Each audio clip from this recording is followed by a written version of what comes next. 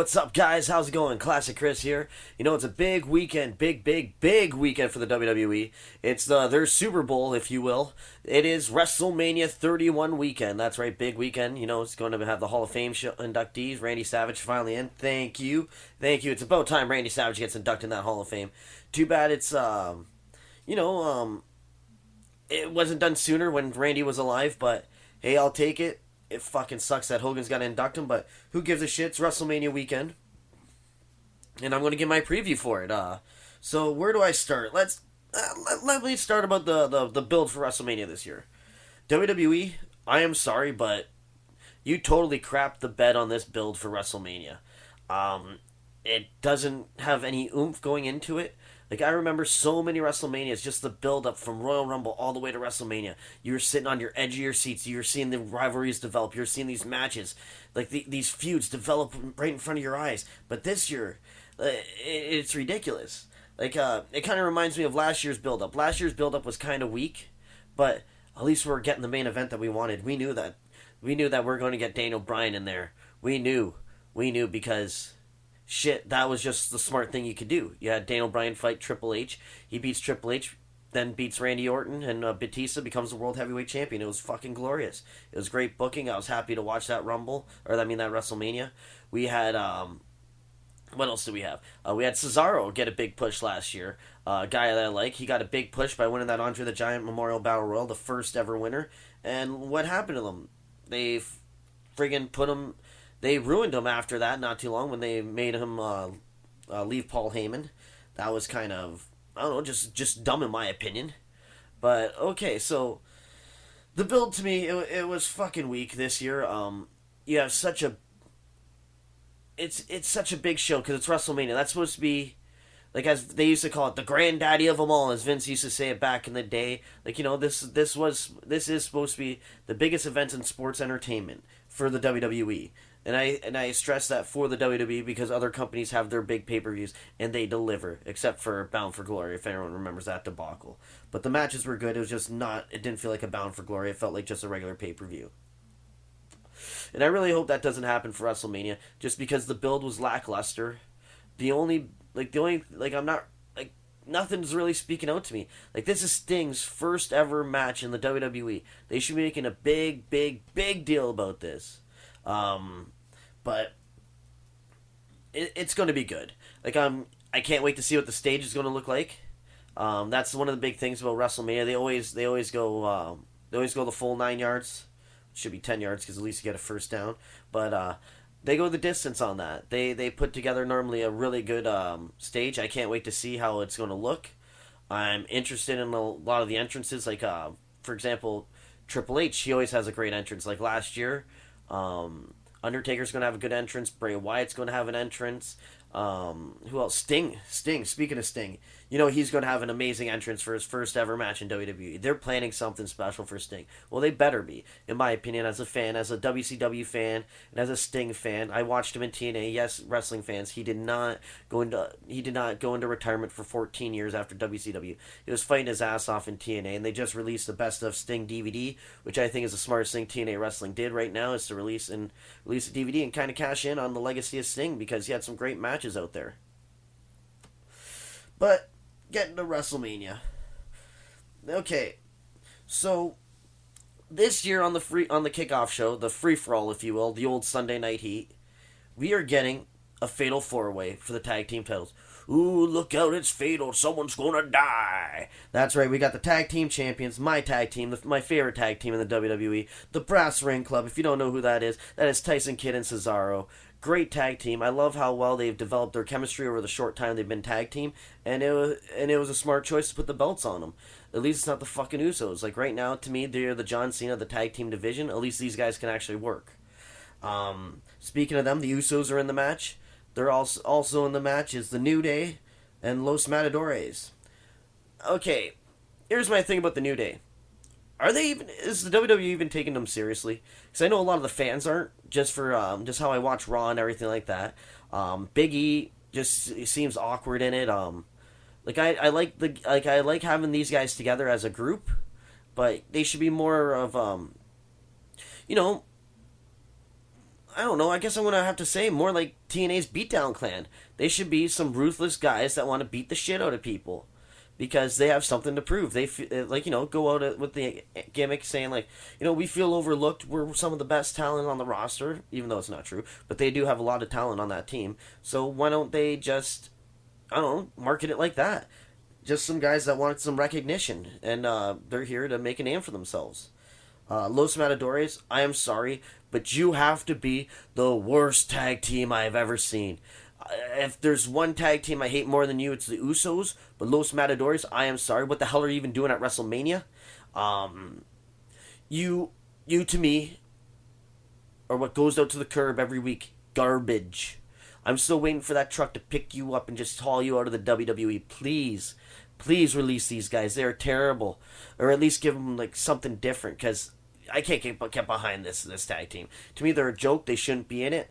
They deserve to be on the kickoff show. New Day deserves to be on the kickoff show. Brass Ring Club, I do not think so. Kid and Cesaro do not deserve to be on the pre-show. They deserve to be on the actual card. And if they were on the actual card, that's cool. I wouldn't give a shit, because they'd at least be fighting the Usos, like as a tag match, just two teams, and that would have been an entertaining match. Because I hate the Usos. I keep saying that. I hate the Usos, but you know what? They do deliver in the ring, so I'm going to give them that. I hate to give them credit, but I have to where it's due. Like, I fucking hate them, but that's what I got to do. And yes, I do swear it's going to happen. So if you haven't seen any one of my shows, you already know by now I love to swear. And I love to take a drink here and there like I just did. So in my opinion, that match, everyone knows who I'm picking to win this one. I'm going to pick the Brass Ring Club. I'm going with Cesaro and Kid. They deserve to win the match. I want them to continue this tag team run, because, in my opinion, these guys with the tag team titles will just elevate your tag team division. Just with the chemistry they have together, the moveset they put together so far as a tag team. I'd like to see where they develop the way that it's going, except for the fact that they just job the shit out of them all the time, with Los Matadores, with the Bull. Okay, that is just ridiculous. That is just ridiculous. So that's my pick. I really think that Cesaro and Kid need this win, because just to start their legacy off as a good tag team. Because you want to build them up so you can have a tag team chase them for the title. I really do not want the Usos to take the belt just so they can give it to the damn Ascension, because fuck the Ascension. I hate them too. There's so many tag teams that are garbage out there in the WWE. The only tag team I really like is Cesaro and Kid. Like, I'm sorry. I am going to be such... Like, I'm going to be so...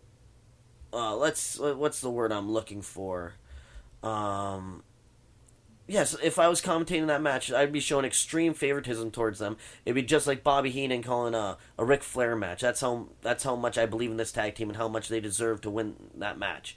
Usos, you've done so much. You're inducting your dad in the Hall of Fame, so I know they're going to put the belts on you. In my opinion, it's a fucking joke. You guys already had your WrestleMania time. I think last year, didn't you guys beat the New Age Outlaws for the tag titles? And even if you didn't, who gives a shit? You guys have been you guys were so long as the tag champs. I'm just sick of them. I am sorry. I am just so sick of the Usos. Okay, with the whole Uso crazy, yeah. Shut up, JBL. You are the worst commentator. You are an embarrassment to heels out there. Where is the guy that was cutting edgy promos when he was fighting Eddie, when he was in the hype to get for his matches against Eddie Guerrero? Where the hell is that JBL? I miss that guy. Bring him back. This pussified version of him is just garbage. It is terrible, and I'm sorry, I do not like it one bit. So, go Brass Ring Club. That's who I'm going. Cesaro and Kid. Fuck the Usos. Okay, next off in the kickoff show, we're going to have the Andre the Giant Memorial Battle Royal. Now, I'm kind of on the fence in this one. I love the concept of the Andre the Giant Battle Royal. I love the fact that they're honoring Andre the Giant. It's about fucking time that they started recognizing the Giant. Like, his legacy, just everything they did in sports entertainment. Like, he had one of the best careers in my opinion, except for the injuries near the end. But for him to have a long undefeated streak as he did, to put over Hulk Hogan because he knew it was the right thing to do, to me, that guy that guy's a real champion. That guy is the man. Shouts out to Andre the Giant. I like R.I.P. You're one of my favorite guys growing up.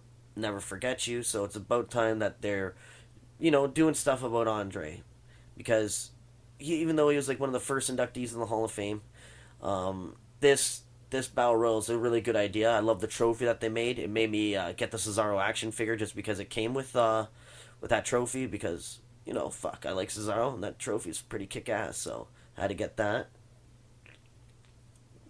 But the only reason I don't like it, or like that I'm on the fence about this Battle Royal, is for what we saw last year. Cesaro put on an amazing show. He showed his strength. He picked up the Big Show and body slammed him out of the fucking ring. Like, that is strength. Not only did he pick him up, but he walked a couple of steps and he body slammed him out of the ring. Now that is strength. If you don't push a guy like that, that is ridiculous, just for how well he worked that match.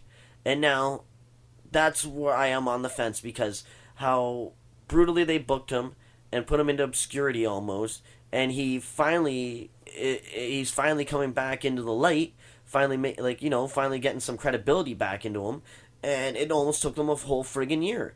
And he was on fire last year. That is the only thing. So what's going to happen to this year's winner?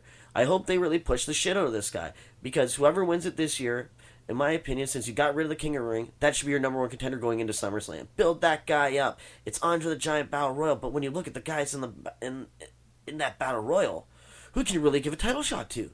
Like, there's no big names really. Like, in my just in my opinion, like, there's no main eventers. All the main eventers are not on the damn show, but they're on the show, and they're going to be putting on some amazing matches. That's why you have such a long pre-show, where you have the tag title match and the Battle Royal. So I'm going to go through the guys in the Battle Royal, and in the comments, if even leave a comment if you want, like, of your predictions. Like, if you don't have to agree with me, you may not like what I say, but that's cool, man. Hey, teach their own. So if you have any predictions out there, I'd like to hear what you think. Or if you have any rebuttals, like, oh, Chris, I don't like your opinion on that, that's cool. That's cool, man. It's wrestling. It's like, it's just like music. It's like sports. Everyone has their own opinion. Not everyone's going to be, like, for example, in the NHL, not everyone's a Toronto Maple Leafs fan. I am. Not everybody else is. Like, sure, I get picked on a lot for liking a bunch of losers, but hey, that's how it is. I love the Leafs. And one day they're going to get their shit together and they're going to be a good team. But it's all opinionated. But, like, for, like, sports entertainment, I like the Brass Ring Club. Others may like the Usos. That's cool.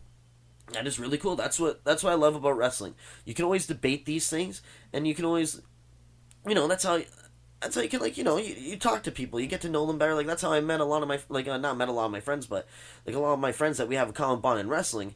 That's basically how all of our friendship starts. Like, oh, I didn't know you liked wrestling, and then we just started hanging out and talking and shit like that. So that's how it happened. So, as I was saying about giving, like, a world title shot to one of these guys, that'd be cool.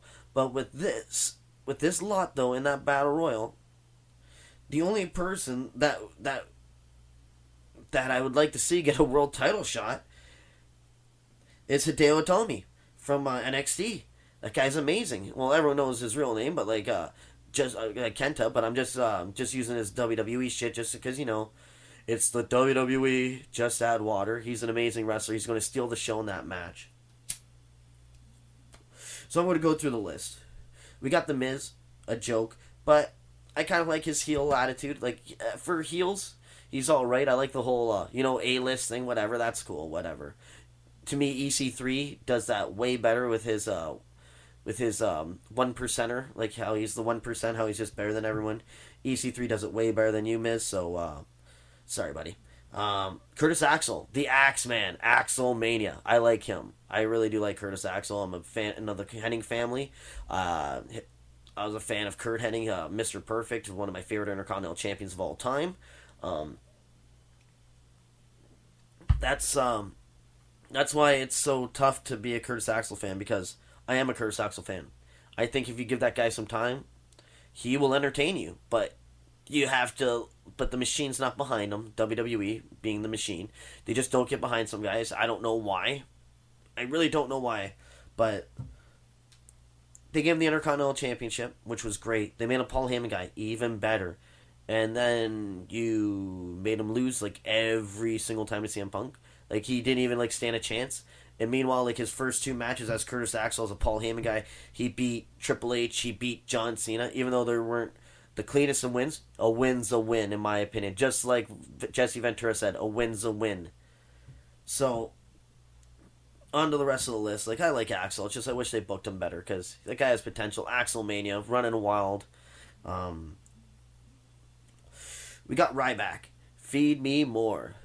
Or, as CM Punk would call him, dumb as fuck. We got Ryback in there, and Ryback's been improving. I'm going to give him that. I wish the fans would just stop comparing him to Goldberg. Like, they have, like, the only thing that's like close is like their builds and their look, just because they're both bald and have facial hair. Like, come on. Like, they both wrestle a physical style, but Ryback has some different moves than Goldberg. He doesn't do a jackhammer, which I'd love to see somebody do in WWE. Just do the jackhammer, please. But Ryback has some decent moves. He's been improving himself. He's actually not bad on the mic, because I've heard him do commentary before. He's not bad. Even when he's just shooting the shit with fans after the show and stuff, he's actually not that bad. He's a good talker. So I think just just give Ryback a chance. I'm not the biggest Ryback fan, but he's been improving, so I'm going to give him that. I give credit where it's due. I have to. That's just what you do as a fan, as someone that's watching the product. Okay, so after Ryback, we got the guy who Chris Jericho decided to put over, Fandingo, or Fandumbo, Fandango, whatever the fuck you want to call him, the dancing idiot. The only thing he does right, come out with a hot girl and dance with her. That's the only thing that guy does right. Like, he'd be such a better character if they changed his name, let him just be himself, because I know he doesn't want to be Fandango. Like, come on, that's so stupid. That is so fucking stupid. So, on to the next fucking idiot. As my man Blitz likes to call him, Adam Estrogen. That's right, Adam Rose. No one wants to see that guy. I like Leo Kruger, but fuck this Adam Rose character. Like, I understand. The whole thing about how they want to, like, a party or whatever. Well, you know what? Why don't you make him a rocker? Make him like an 80s style rocker. Make him like almost like Axl Rose. Like, yeah, we're gonna party today. We're gonna rock this house. Like, stuff like that. Not being so, I hate to say it, because, like, I know a lot of people that are more masculine than this guy, so I don't want to use a phrase, but he's too feminine. That's what it is. He's just too feminine, too flaming. He's too much like those party boys, like from the 80s or the 90s, like, those party kids or whatever the fuck they were in New York, whatever. That stupid movie, whatever. But that's what he reminds me of. It's BS, and I can't get behind Adam Estrogen. I hope someone just punches him in the face and throws him out. Okay, so next guy, Zack Ryder. Guy I don't give a shit unless you put him in a wheelchair and toss him off the ramp. Jack Swaggerless. The guy's got no swagger. I wish they changed his name. The All-American Jack Swagger, yeah! We the people! Fuck, guy's terrible. He's awkward in everything he does. The swagger bomb. Okay, the only reason why that move was good for Vader, because he was fucking 400 pounds, you idiot. That move would hurt you if Vader did it. So, fuck Swagger. Titus O'Neil. Alright, Jobber. Darren Young, another jobber. I like what he does, though. He fights for his, he sticks up for his opinion, and he's not going to let anyone just fucking tell him what to do. So, good for Darren Young, but inside the ring, ever since the injury, just been a little slow. He'll get better. He'll get back into it. But still, like, this Battle Royal, this is why it's on the free card. Look at these guys that are in it. The Big Show. Last year's runner-up, The Big Show. Well, it's The Big Show. I'm going to raise my arm like, Urgh.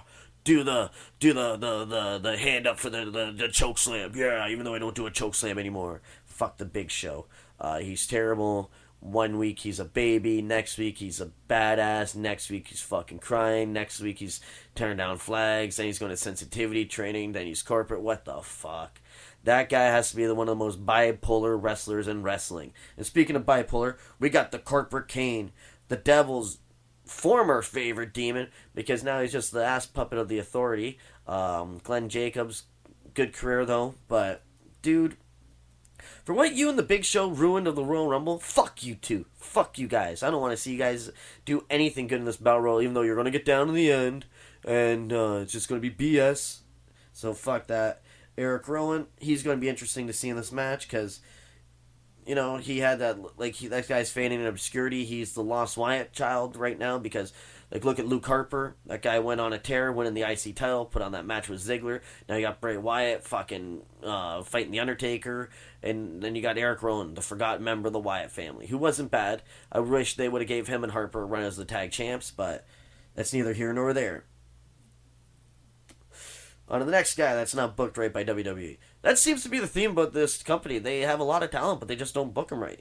Damien Sandow, or as they're calling him now, Damien Mizdow. That's right, I'm doing the Dr. Evil quotations, Mizdow, because fuck it, that guy is Sandow. The stunt double gimmick was hilarious. I just want to see him beat the shit out of the Miz. I still pissed off over the whole John Cena thing. That fucking guy ruined Sandow. Oh, it elevated him. To what? To what? This guy was Money in the Bank. Money in the Bank. Beat the guy up with everything in the fucking building except for the kitchen sink. And John Cena kicks out at 2. John Cena hits one attitude adjustment and all of a sudden the match is over. Fuck that shit. Fuck John Cena. Fuck his burial skills. On to the next guy. We got Sin Cara. Not bad wrestler. He's not going to win the Battle Royal, so I don't like having guys like Sin Cara in the Battle Royal. I'd rather see him in a match because that guy can work. That should be a match on the free show. Have Sin Cara against anybody. I would love to see Sin Cara in a match on the free show. And you know how about that's what you should have done with these NXT guys. Put them on the free show or on the kickoff and exploit your talents. Show the world what you got in developmental, because your developmental talent is kicking the shit out of your main roster because of the freedoms they have. Well, why don't we showcase it? Why don't we have those guys in matches? But no, we'll just we'll slap together some shit because it's WWE's ADHD booking. We're just booking on the fly. Speaking of booking on the fly, next guy in the Battle Royal, Goldust. They fucked up Goldust. The whole Goldust Stardust thing should have been a match at Mania. We got it at Fastlane, which would have been a good build up to the match at Mania, because it just would have been good. We could have had Dusty come out there. He could have reffed, or he could have been like the enforcer, and played a part in the outcome. That would have been good. Wrestling fans want to see that. They want to see Dustin Rhodes fight Cody Rhodes. I don't care if it's Goldust versus Stardust, but that's a match that I think could have stole the show at WrestleMania, because those two brothers would have put on a Savage Steamboat show. That's what they would have done. And the fans would have been entertained, I'm telling you.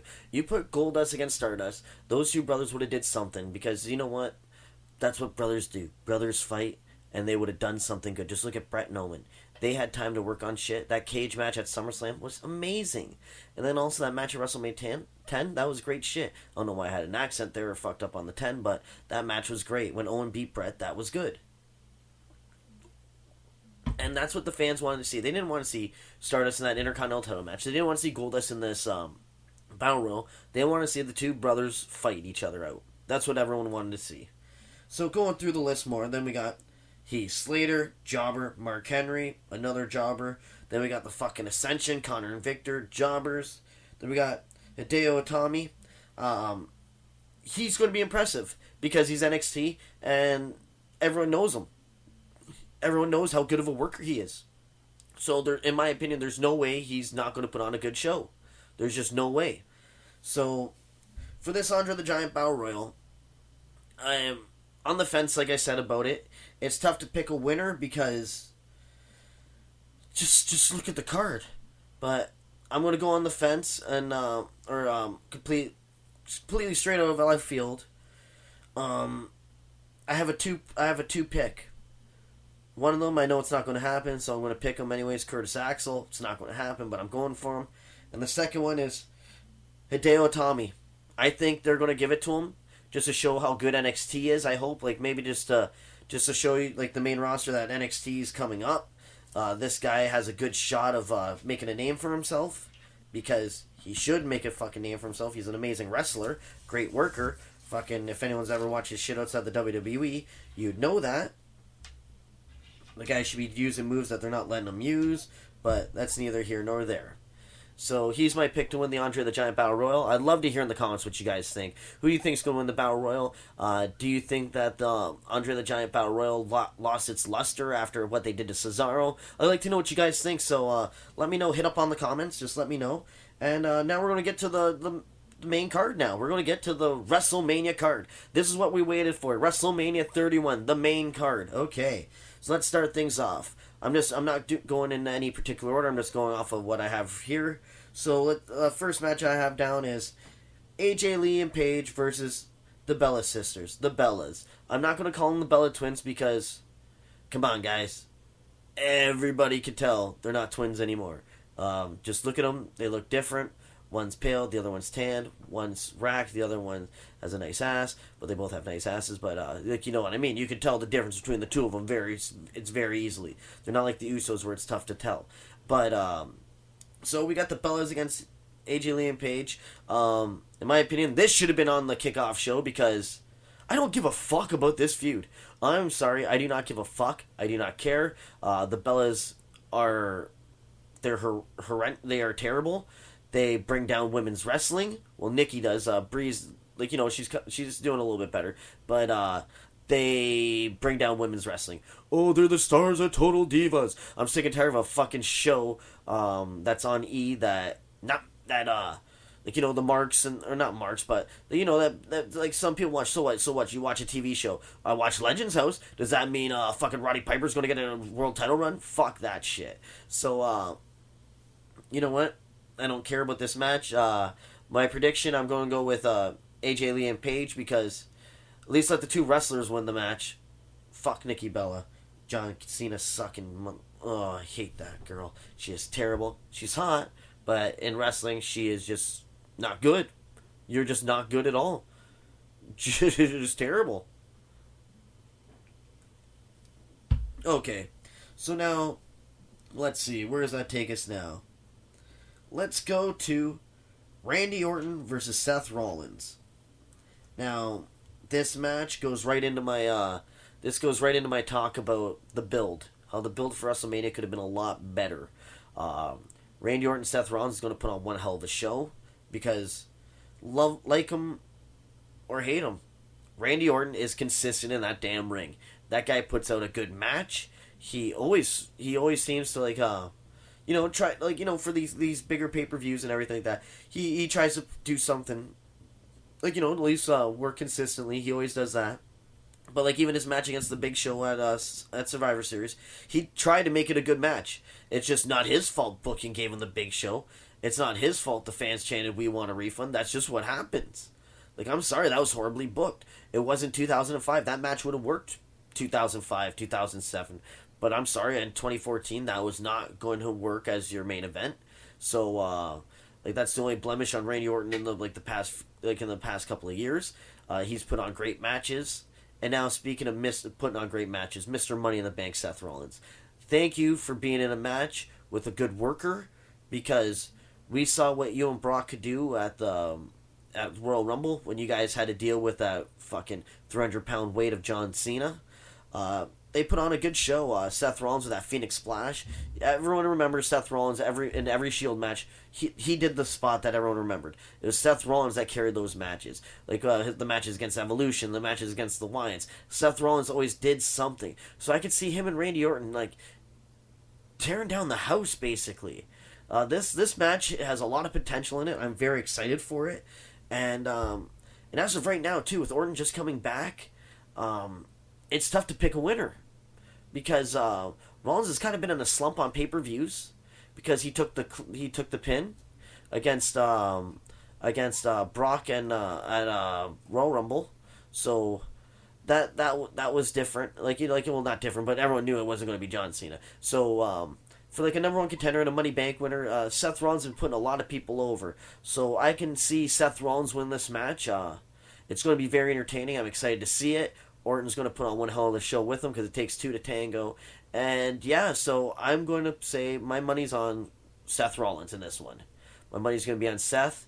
So again, like I keep bringing up in the comments, if you think Randy Orton's going to win, message up. If you agree with me, that's cool. Message, it's cool. Just put it up in the comments.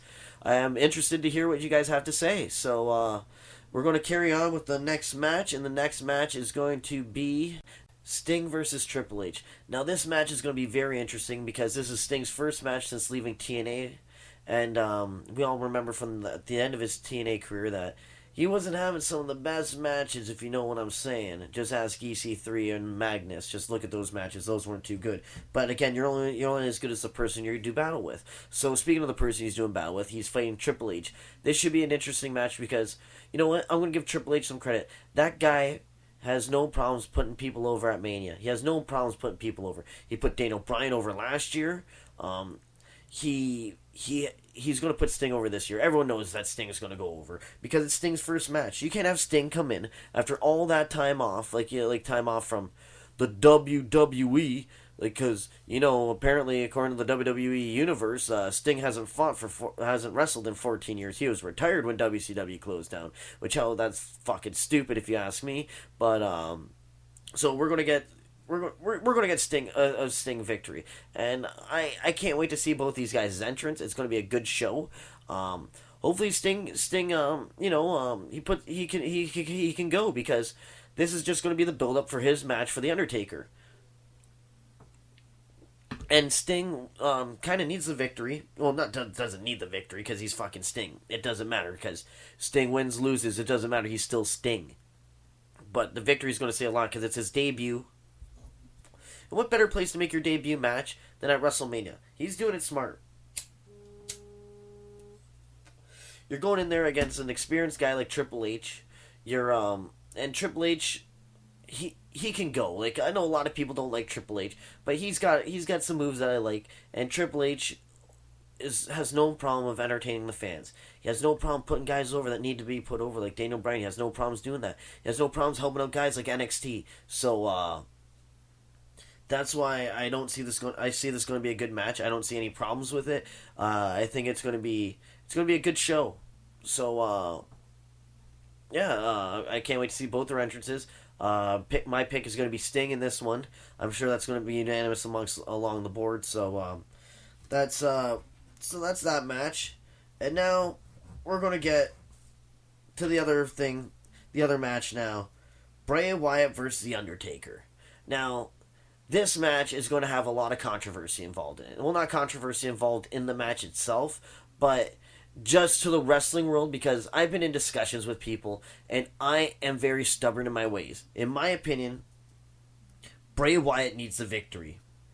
I know people are like, oh, the Taker's Mr. WrestleMania. He's 21-1. He can't lose 2 years in a row. It won't do anything for the Sting match because it's predictable then. Well, I'm sorry, but Taker's only there once a fucking year. Bray Wyatt's going to be there again. He's going to be there at Monday Night Raw the next night. Does anyone forget the John Cena feud of last year that had a red-hot Bray Wyatt, a guy who cleanly pinned Daniel Bryan in the ring at the Royal Rumble 1, 2, 3, and after WrestleMania, he didn't challenge Daniel Bryan for the title? No, he was still in a package with John Cena, which just ruined his credibility as a wrestler. He kept going down and down and down the scale. Bray Wyatt basically faded into, like, they had to break up the Wyatt family. It got to the point where I had no credit in Bray Wyatt, and even though I like Bray Wyatt, he's one of my favorite wrestlers, I just started referring to him as Bray Quiet in the Quiet family because he's not making no noise. You ain't going to see him because John Cena just buried that motherfucker under that golden shovel. So now, it brings me to The Undertaker. If Undertaker loses, it will not affect The Undertaker. The Undertaker's strong no matter what. John, and why? Because he's The Undertaker. Everyone wants to see a match because it's The Undertaker. Like, I don't give a shit what his record is. Like, of course he's got a good record, but I'm just saying, like, at WrestleMania, I don't give a shit. All I know is that you put those two names together, Sting, Undertaker, that sells tickets. No one gives a shit if he lost to Bray Wyatt. That's why that win will just elevate Bray Wyatt. It'll make people forget about the John Cena fiasco of last year, because it is fucking ridiculous that people are like, oh, Taker's gotta be strong. He's fucking The Undertaker. His legacy speaks for itself. Like, I don't think anyone's going to change my opinion on this. Oh, he's got to be strong to fight Sting. No, he doesn't. He just has to be the Undertaker. And you're telling me that, oh, it throws away, it makes the match obvious that Sting's going to lose? Well, how do we know that? What if Sting goes over and somehow they do 2 matches? Who knows? But we all know that like Sting versus Taker, that's going to be Undertaker's last match. It might even be Sting's last match. Who knows?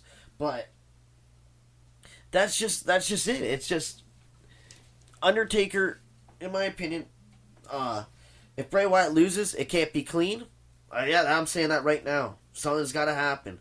But Bray Wyatt needs his fucking win. He needs it. And people are like, oh, the Undertaker, he had the streak. He went, like, it doesn't matter anymore. The streak's been broken. Once the streak's broken, no one cares. No one gives a shit. Like, so what? If you lose 2 WrestleManias in a row, you only fight 1 match a year, so who cares? Honestly, who cares? Bray Wyatt needs this win.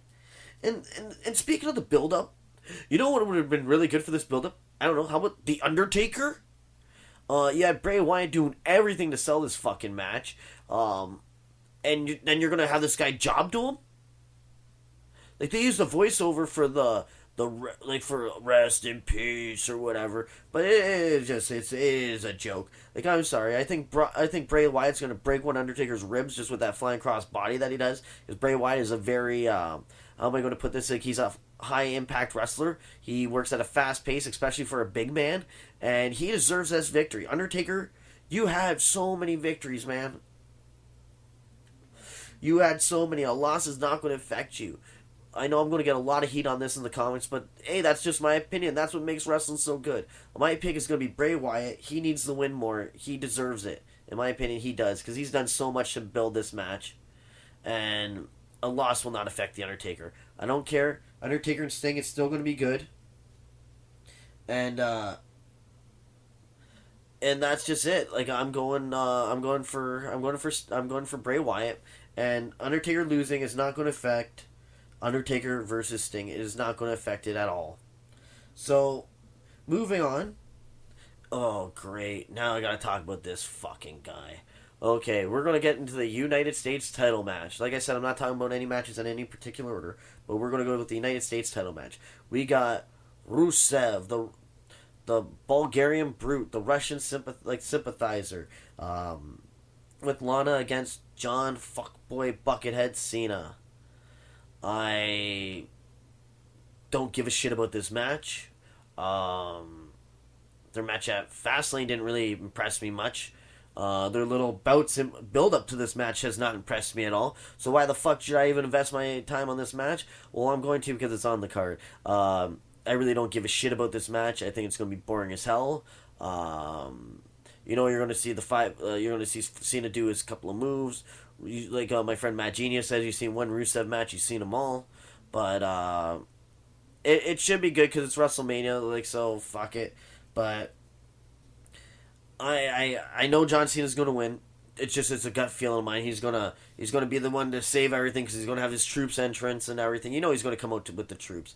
He's going to. Nothing against the troops. Respect the troops. I have nothing but respect for the troops for what they do for us. That's all you can have is respect. But John Cena, you cannot win this fucking match. I am sorry, you cannot win this match. Rusev needs to win this match because why are we building up guys for John Cena? If Roman Reigns is the next big guy, then fuck John Cena. You should be building up that guy for Roman Reigns. Because this is going to go into what I'm going to talk about in the main event match. But I believe at SummerSlam it should be Rusev versus Roman Reigns for the United States title, and Roman Reigns becomes the United States champion, and that gives him a build up to be the world champion next year. Because my money's on Brock Lesnar. I'm going for Brock. I let that cat out of the bag a little early. But Rusev deserves this win. Because if you're going to build up Rusev for anybody, you build him up for your next big guy. You don't build him up for John Cena. How many guys has John Cena just ruined? This acts as the Nexus. Like, fucking, they fell into obscurity. Just ask Damien Sandow, or should I say Mizdow now. Like, that guy, they ruined him after that. All the guys, like, there's too many guys to name. Actually, the guys to name that, fuck, there's no list that you can come up with shorter than what guys that John Cena's buried. It is ridiculous. So, in my opinion, Rusev needs that win. Fuck John Cena. Now we're getting on to the Intercontinental title ladder match.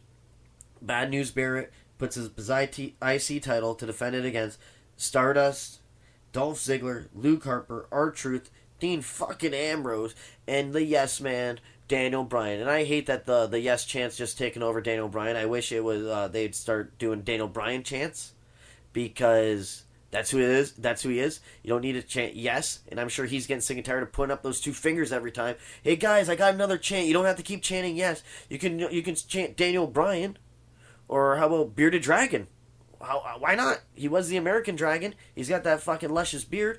So why do we have to just do a yes chant all the time? He's the most, like, this match, in my opinion, is going to steal the fucking show. It is going to be amazing. This is going to be the match of the night. We're probably going to see it on like in the middle of the show, just so it doesn't take away from the world title match, because we all know that with Roman Reigns in it, we don't know what to expect in the main event. This match is going to be good. Cody Rhodes, I'm not going to call him Stardust. Cody Rhodes, he is good in ladder matches. We've all seen him in Money in the Banks before. We've seen Daniel Bryan in Money in the Banks. We've seen Dolph Ziggler and Luke Harper just tear the house down in that ladder match at TLC. We have R-Truth, Dean Ambrose, who's no stranger to a ladder match. We've seen him in Money in the Bank before. We've seen Wade Barrett in Money in the Bank. This is going to be a good fucking match. And there's going to be a lot of good ladder spots. You know you're going to see them. It's going to be bone crunching, and I am excited for this match. To me, this is the match that's going to make WrestleMania. This is going to have everybody talking. No one's going to talk about a lot of the other things unless Roman Reigns wins, and then you're going to have just everyone's going to forget about how great this match was, and they're just going to complain. That's all that we're going to get. But the IC title match is going to steal the show, in my opinion. I know I'm going to sound like a broken record, but I'm going to pick Daniel Bryan to win this one, because I like the way he kind of build this one, where he's coming from this match. In his opinion, how it is that he's never been the Intercontinental Champion. That is the only belt on the active roster that he has not held. And the way he says is that he wants to be the champion. So I like that aspect. I like Dean Ambrose's version of how he's going into it. He wants to be remembered as an Intercontinental Champion like the greats. Like we had Shawn, we had Brett, we had Mr. Perfect, we had Razor Ramon. We've had so many great Intercontinental Champions. Randy Savage, Ricky Steamboat, just to name a few. I know I'm forgetting a couple, but Roddy Piper. Like, the list goes on and on. Ultimate Warrior. There's so much history and prestige in that belt. And we need to put that prestige back into the belt. That's why I like how Dean Ambrose is coming from in this match. So, out of those two guys, I want to see win the match. Dean Ambrose or Daniel Bryan. That's who I'm going for. I think it's going to be one hell of a match. It's going to be a show stealer. So, in my opinion, that is going to be the make or break match of WrestleMania. And I for one, cannot wait to see it. Okay, now that brings us to the main event of the evening. Brock Lesnar versus Roman Reigns for the WWE World Heavyweight Championship. Now, we all know about the backlash from the Royal Rumble. Nobody wanted Roman Reigns to win the Rumble, even though we knew he was going to win it. I prepared myself for it. I was pissed, but I wasn't so enraged like everyone else was. But still, in my opinion, no to Roman Reigns. It's just not his time. But this match should be entertaining, because Brock Lesnar, he's a former UFC champion. Brock Lesnar just re-signed with the WWE, which is a huge thing, because before we even got into this match, the couple of months building up to it, since Royal Rumble, everyone just assumed that Brock Lesnar was going to lose just because, he was going to retire, and everyone assumed he was going to sign back with the UFC. But he didn't. And he's staying with the WWE, so now that could change things. Because now the talks is maybe there could be a Brock Lesnar Rock match at WrestleMania 32. If so, that would be cool. That'd be really killer. But we're on 31 right now. And we got to talk about the present. And Brock Lesnar signing back, that could change things for this world title match. The fans are not behind Roman Reigns. The fans are not 100% behind him. It's gotten to the point where it is so bad, the boos that he's getting, when he held up that WWE World Heavyweight Championship, when he held up the title at Monday Night Raw, the Go Home show, the boos were out. It was so friggin' loud, all the boos that they had. Like, for one time, I bet you since Royal Rumble, that's the first time in Roman Reigns' life that he wishes he was deaf. Just so he couldn't hear the boos. So he couldn't hear the fans yell at him and just show their distaste for him. I'm on the team, anybody but Cena. So I mean anybody but Cena. Anyone on the roster could have had this match. But just Roman Reigns isn't ready yet to be the number one guy, in my opinion. He can be a number one guy. Yes, he has the credentials. Like, he has, like, everything that the WWE looks for to be a main guy. There's just some things he needs to work on. And, like, I understand the guy sucks at doing promos. That's cool. You know how many guys suck doing promos? A lot of them going through the 80s. A lot of them sucked in the 90s. And a lot of them suck today. And you know what the WWE did back in the day? They were smart. They had managers. They had guys that weren't good talkers, or guys that didn't talk, period, but they had a manager, and the manager was the mouthpiece for them. Like, kind of like how Paul Heyman does for Brock Lesnar to an extent. But in the 80s, we had Slick, we had Mr. Fuji, we had Bobby Heenan, we had Jimmy Hart, and these guys all talked for the less charismatic wrestlers. Like, they talked for the Warlord, they talked for the Barbarian, they talked for Axe and Smash, they talked for Yokozuna. Like, Yokozuna didn't really even say a word when he was with Mr. Fuji. That's why they added Jim Cornette, because Jim Cornette would just get heat no matter what the hell Jim Cornette did. See, that's when they were smart. They're still going with the old school booking. But nowadays, Roman Reigns, I'm sorry, your biggest strong suit is not talking. So if I was the WWE, I'd put you with a loudmouth manager. Like, you know, good guy, bad guy, doesn't matter. I'd still put you with a manager, and before the interview would even start, it looked like Roman Reigns was about to open your mouth. And all of a sudden, if I was his manager, I'd tap him on the chest. Easy, big man. You save your energy for the beatdown. I got this. Let me talk to the idiots. And then I'd cut the promo. That's what you do. But right now with Roman Reigns, he can't... Like, it's not good that they're writing his promos for him. Well, they write the promos for everybody. But just the age of the promos. Like, he is quoting Looney Tunes, for Christ's sake. When's the last time you've heard anybody ever say sucker and succotash?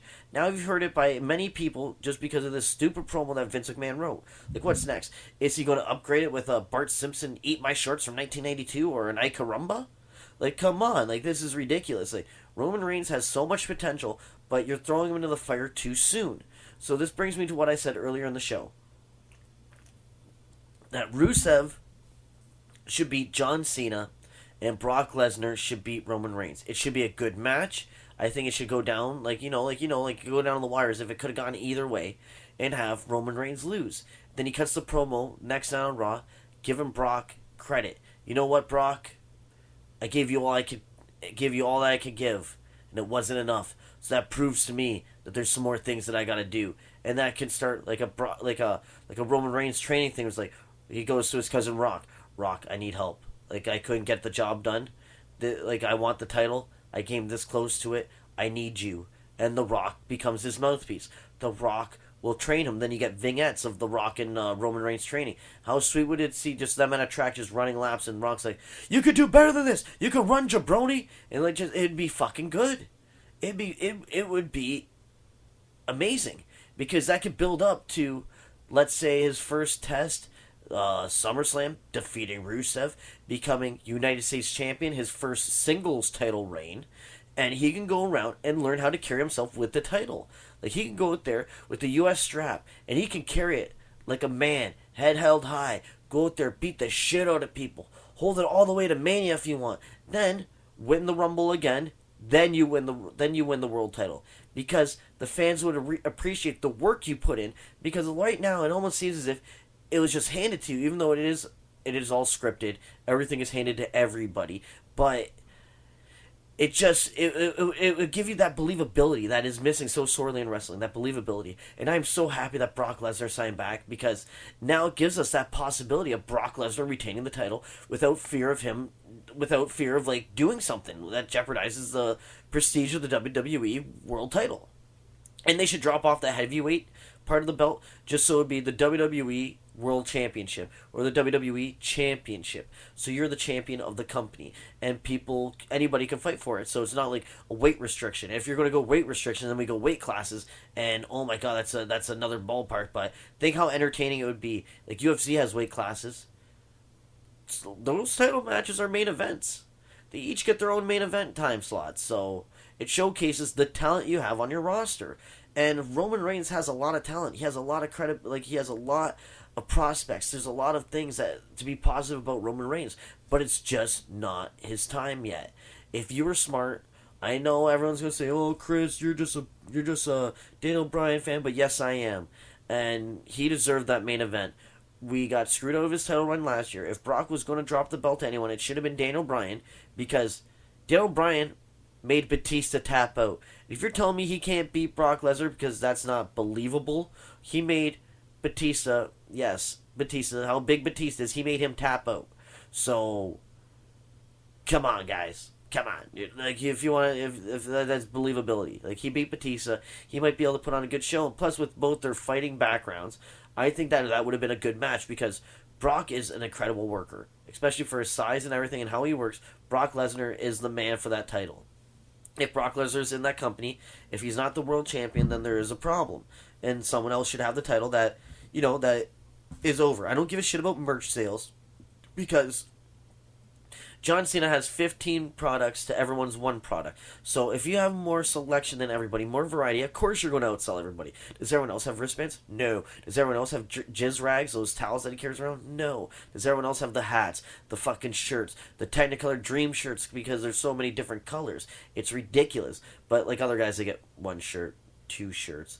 It's like, okay. I thought I was looking at a front and back, but no, that was just two different t-shirts for some of these other guys. But Brock Lesnar with that title, I'm so glad that he re-signed. That means there's so many possibilities, so many outcomes that can happen. Well, there's going to be two outcomes. Either Brock's still the champ, or Roman Reigns is the champ. And if Roman Reigns becomes champ, I could see that crowd being angry. You thought the Royal Rumble was bad, WWE? Just wait. Just wait until that spear hits and Brock gets pinned for a 1-2-3. And the thing about the manager thing, if he does become champion, I would like to see like Seth Rollins come out, fuck over Brock Lesnar, and he joins the Authority, because you can't have Paul Heyman screw over Brock Lesnar. Remember they split them up back many years ago, when Brock Lesnar was fighting with the Big Show. When he was feuding with the Big Show, they split up Paul Heyman and Brock Lesnar, and Brock Lesnar went on an impressive run as champion and everything, but without Paul Heyman, it's just not as good, in my opinion. The two need each other. It's like the Oreo. Like, the cookie needs the cream. That's what it needs. Like, those two are so good together. Splitting them up, like, sure, it'll be an interesting rivalry. It'll be very entertaining, because those two together, it'll be more entertaining than CM Punk, Paul Heyman. But for a wrestler-manager feud to work, like, come on. Like Paul Heyman's not going to fight him. Like, Roman Reigns will have to do all the fighting, and like, how many Roman Reigns matches can we honestly take? Like, and here's the thing, though. Everyone's like all so set on like it's going to be 10 years of Reigns. How do we know that? We don't know that yet. But seriously, I honestly think that he should be fighting Rusev at SummerSlam. He should lose to Brock Lesnar, because like I said about the boos earlier. Okay, so like when I mentioned like how he got booed out of the building almost, like when he was holding up the world title, WWE is already in damage control of this guy, because on their YouTube channel, on the exact same segment, they edit out a lot of the boos, like trying to like turn down the volume and put in a little bit of crowd cheers. So that they're trying to cover up anything. Like, these guys are like these guys are phenomenal with their editing and covering up skills, because we've all seen SmackDown. We all know John Cena doesn't get cheered when he comes out. They've been masking boos for over 10 years because of one guy. You don't think they wouldn't just change the Cena file to Reigns file now? But so in this match, I'm picking Brock Lesnar to win. I'm going for Brock Lesnar. I want to see Brock Lesnar fuck somebody up. Kill Brock, kill. I hope that gets trending, because I don't want to see Roman Reigns in there as champion. I just don't want to see it. If anyone does, that's cool. Hey, it's your own opinion. That's just that's the beauty of wrestling, and that's just what it is. Like, the crowd isn't behind them, and you can't You can't just put your entire company on the shoulders of a guy that the fans aren't behind. Even John Cena, for as much as I fucking hate that guy, the crowd was like, a lot of the crowd was behind him when he won that first world title. A lot of people were like, okay, cool. They cheered for him. Like, they liked his quest to become champion. And that's what Roman Reigns didn't really have, too. He like, I won the Rumble. I'm going to become champion. Like, where's your drive? Where's your thing to become champion? Like, last year, last year even could have been him. Like, those matches that they put him in with John Cena and everything, where he was over, like, in those 4-ways and everything. Like, that's why I'm very shocked that, like, not everyone turned on him, but that WWE kind of forced us to do that. And I blame the booking. I don't blame Roman Reigns. I blame the booking. I blame WWE and their fucking dumbass style. That's what it is. It's just dumbass style. But, yeah, so I gave my thing on WrestleMania. I'm curious to what you guys think. Like, in my opinion, the build-up was shit. This show is WrestleMania 31. It's supposed to be your biggest pay-per-view. This is supposed to be the show that sells you that's supposed to sell those network subscriptions. And yet you didn't really do anything to sell this pay-per-view. Paul Heyman did everything to sell that main event. Brock Lesnar did everything to sell that main event. Roman Reigns just comes out, looks like shit. I'm sorry, but he's not skilled enough to be the guy, your champion, in my opinion. So with that being said, guys, I'm gonna wrap it up there. Fuck Roman Reigns. WrestleMania 31 should be an interesting show. I am curious to hear what you guys have to think. So leave a comment if you want. I want to hear your predictions. I want to know what you guys think about WrestleMania. Is it going to be a shitty show? Is it going to be a good show? We're going to find out Sunday. So everybody, have a good night and thanks for listening to the Classic Chris Show.